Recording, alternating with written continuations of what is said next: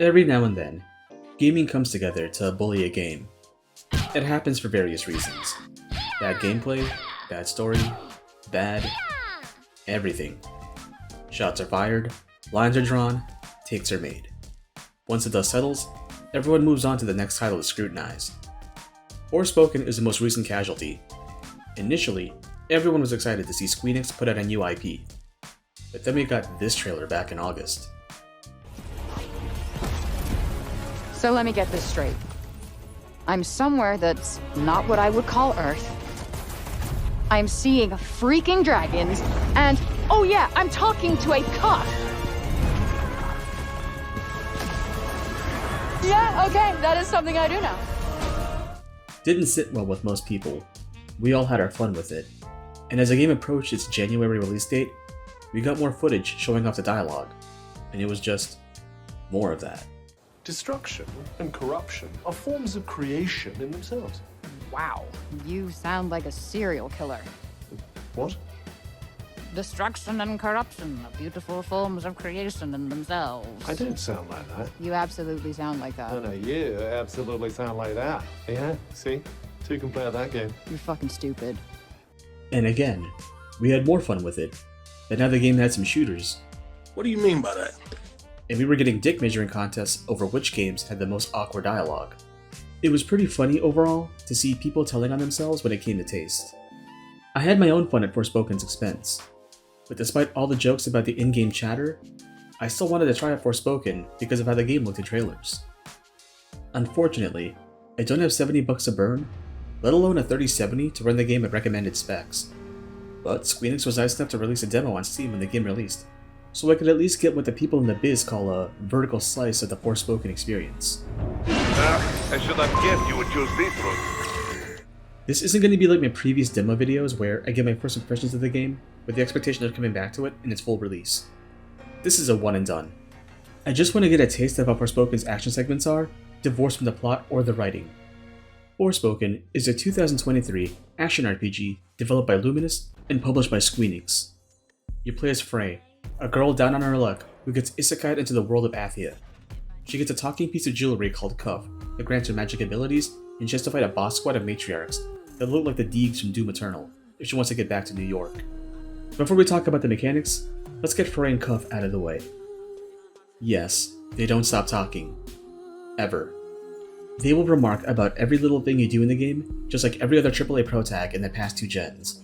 Fight an enemy, they'll talk about it. Pick up an item, they'll talk about it. Take damage from a big fall?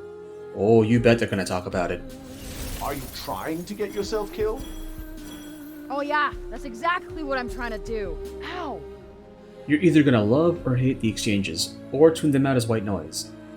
The lines they say in the demo never get to the levels shown on Twitter, but at some point, I noticed that the two operate on a call response system, where Frey or Cuff will initiate dialogue, and the other will throw in a quip, which could potentially lead to a responsive quip.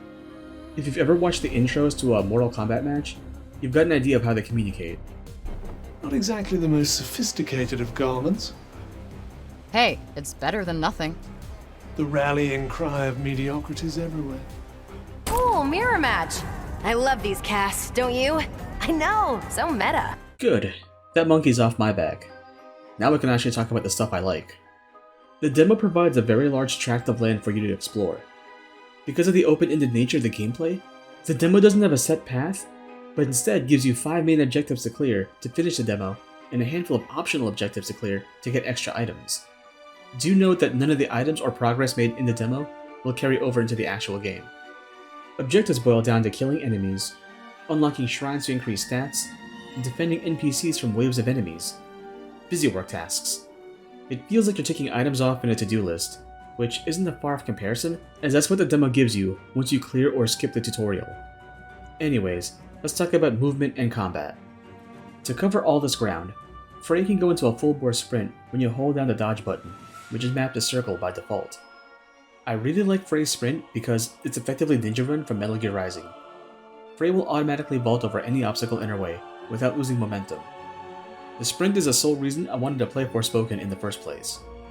If you don't think you'll be able to clear a gap while jumping, you can hold square to line up a cursor and throw out a grapple to pull you towards the nearest surface. It's also good for cancelling out the stun from falling at a great height. When enemies come in range, the HUD alerts you by going into a danger state. Frey's only means of attack are magic sourced from Cuff. Magic comes in two forms: attack spells and support spells. Frey can cast attack spells by pressing R2.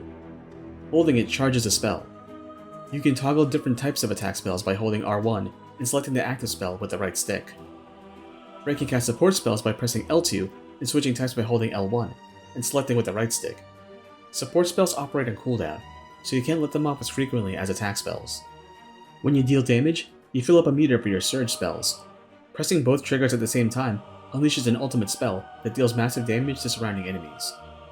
Based on the demo, Frey can assume magic from other characters, which means that she can switch elements like the Avatar.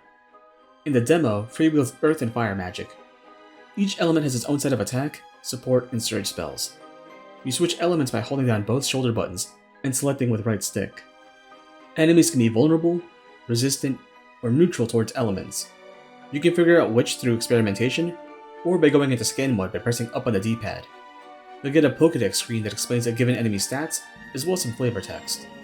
Frey can dodge enemy attacks by tapping circle.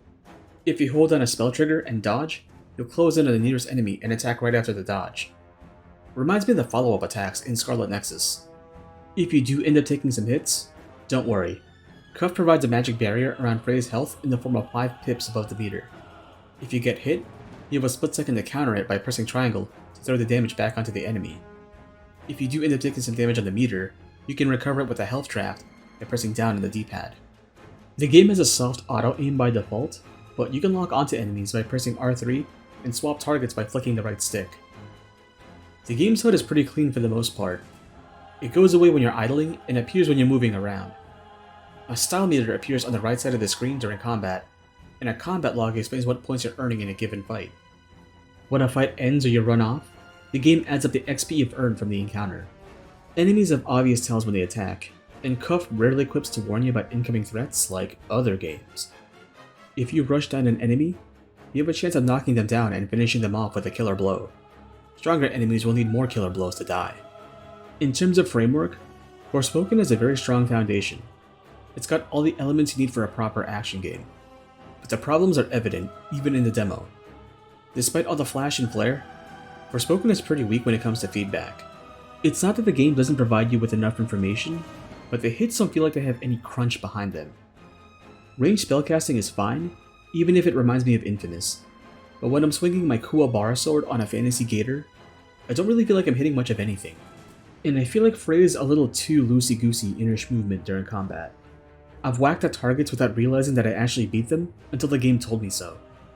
And remember when I said that sprint was mapped to circle?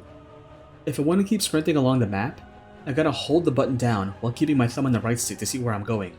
So I'm effectively using a claw grip like I'm playing Dark Souls or Monster Hunter to get around the game. Speaking of Dark Souls, although I like the environment art in Forspoken, there's no nice way to say this. This game would be a lot more visually impressive if it came out before Elden Ring.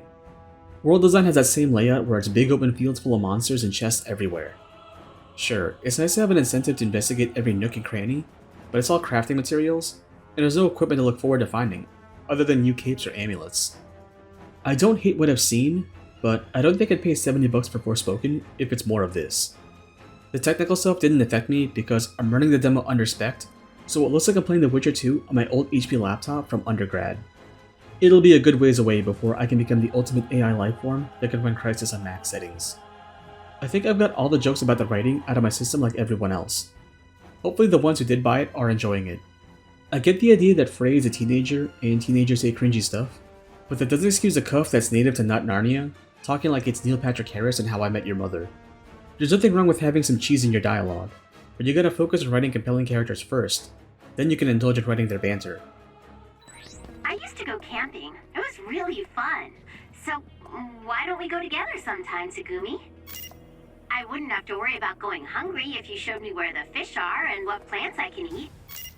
Going hungry? You make camping sound more like surviving on a deserted island. Your buddies in Scarlet Nexus will chime in with conversations as you explore combat areas. You get a good idea of how each character thinks and carries themselves in the world, and then makes your interactions more meaningful. and you don't even need to do a lot of setup to establish a compelling duo in your game. Alert. Large enemy group detected. Yes, I'm aware of that. That's the first thing these two say to each other at the start of the game, but you can tell from their delivery and what they say what their dynamic is supposed to be. If I have any advice for Forspoken fans who are getting their cheeks burned over the current roasting, it'd be this. Enjoy the game, and let everyone else get bored about making fun of it. If you keep trying to defend its writing by roasting other games, you're gonna face an uphill fight. Hopefully Luminous gets to make more stuff after this, and gets better at making their combat crunchy,